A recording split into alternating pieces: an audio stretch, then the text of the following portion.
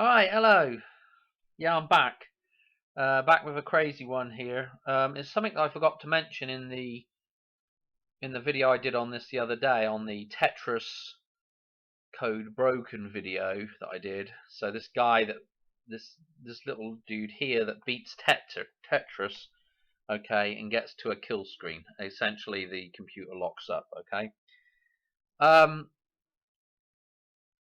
the pattern here. I don't know if I don't know if I did mention it very briefly or not. I can't really remember now, but this I want to focus in on this part of the pattern here that's left on the screen. Okay, I think I talked about the fact that there's an invisible line here, but I want to just focus in on what is above that invisible line, this part right here. Okay, and what you can see is it's almost like a stair step, and it's almost like the green is making like a flow over the stair step. Okay, and I'm going to explain what I think this is and why this is in here. Okay, because as I was alluding to earlier in the in that other video, is that this whole game, this idea of building a wall, okay, and if you don't build it perfectly, what it does is this. You see this doorway here, one side, this dark doorway, the monolith. The other side of that, one side is physical reality, and the other side is the metaphysical side of reality, and you need to keep this doorway open. This doorway is essentially the Vesica Pisces. That's the balance point between the two sides of reality that we need to keep open. So in Tetris, we're building a wall, and if we're not careful, if we don't build it perfectly, what happens is the lines build up and it gets up to the top and we're blocked off from the other side. Okay, you might be able to peek through a little gap, but you can't balance reality. You have an obscured view of the other side of reality, and you're trapped on the other side of that wall.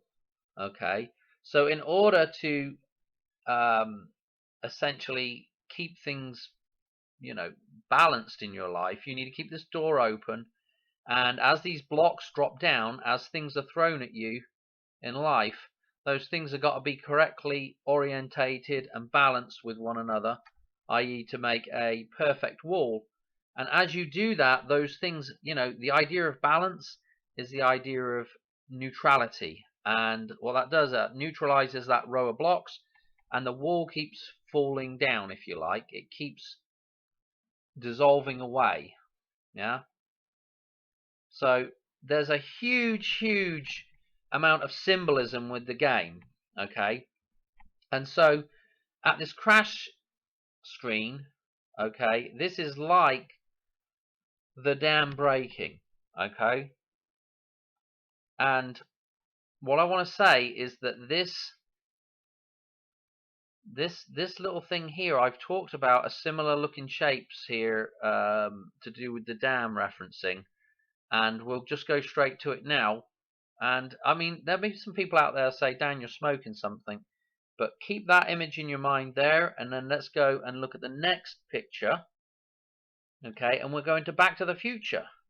And so this big billboardy thing, where this is where Marty crashes into the assembly of Christ when he makes his jump back. But in Back to the Future 2, things have changed a little bit. Okay, and I've gone through the symbolism of this sign before, and how you can take the previous sign and join them together, and you get the 118 or the number 18, in here, and there's a whole bunch of stuff you can decode out of here. Okay, but what I want to focus on again is this right here.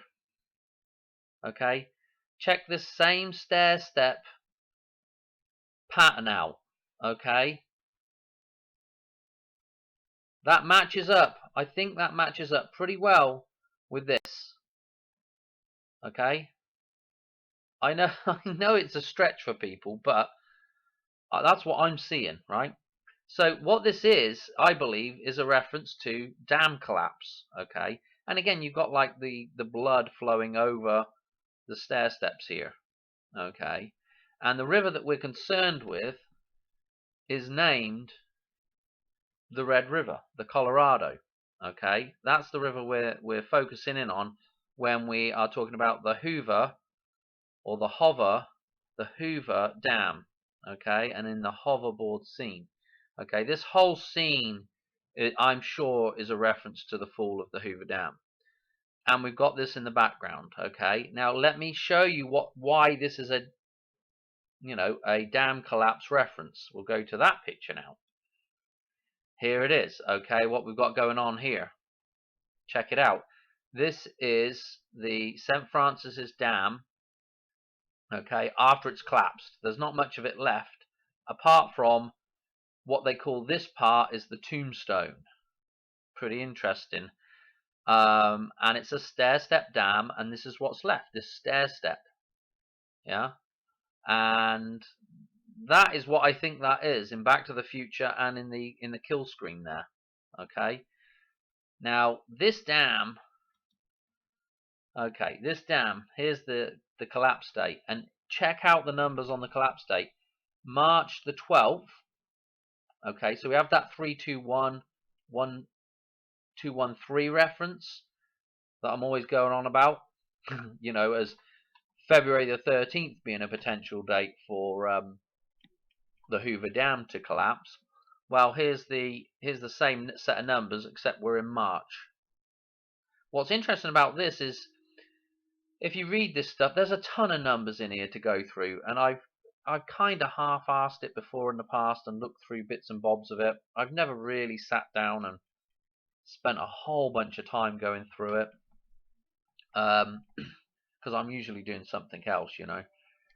But you know, there's a ton of numbers, and I'm sure there's way more references than I've probably talked about in previous videos with this dam. But you know, this thing collapses on the 12th of March, so we got the 321-123-213 numbers in there. And actually, when it started filling, they started filling this thing or at least this is what they put in Wikipedia, on the 12th of March 1926, collapses almost exactly 2 years later. Okay, and check out the time that it collapsed as well. 2.5 minutes before midnight. You know, and I always keep going on about this idea of, like, you know, that switch over and the reset of the clock. You know, so this is all in here as well. And I've talked about other dams as well that have collapsed, because obviously, if the idea is the Hoover Dam's going to collapse, then what you want to do is go and look at other things that have happened that are similar in the past and see what kind of numbers are thrown out there and see where there's synchronicities. I think the other one that springs to mind is the Viant Dam in Italy. I've talked about that one before, and there's a ton of references with that dam, I can assure you. But you know, let's just pick an interesting number to look at. Let's look at the guy that designed this thing, William Mulholland. Okay, you'll hear Mulholland in films quite a bit, actually. And let's go look at him, and I'll show you an interesting number that concerns him, and then we'll just move on with life. Okay, born September 11th. Okay. Dies the 22nd of July. Interesting, very interesting. And in fact, he dies 1935, which is again pretty interesting, because this is the year that the Hoover Dam is basically finished. They finish it on the 30th of September this year, so you know, in 1935. So this is kind of interesting that the dam collapse surrounds this guy, and in fact they made a bunch of changes to all the legislation involving building dams because of this collapse, and yada yada yada. Anyway, I'm going to leave it there for the video. That's really all I wanted to show you, is the fact that, you know, we have this other huge famous dam collapse, and in fact one more thing to note is that I don't know if it says in there how many people died. It's like pi numbers. I think it's 431, somewhere in here anyway. But yeah, it's, that thing there, that was what's left. See if we get a different shot of it. No, let's go back the other way. Be nice to have it looking. Oh, there's the sideways shot of it. Anything else? Not really, and that's it before it fell down. So it's pretty interesting that that thing got left there as well.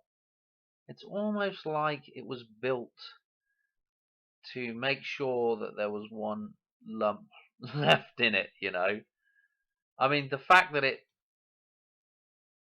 the rest of it all washes out, but that piece remains standing is very interesting. You would expect it to, you know, you would expect that to have been washed out of there as well. You really would have. And I mean, what do I want to say? It's kind of like 9/11, where you would have expected those buildings to fall, sideways, a little bit at least. So just a little bit fishy again. I'm gonna leave it there, but yeah, we'll go whip back through the pictures again. There it is in the hoverboard scene, and again this Tetris kill screen. Wowzers. Next is the cross. Okay, thanks for watching. Catch you on the one soon. Cheers. All right, bye.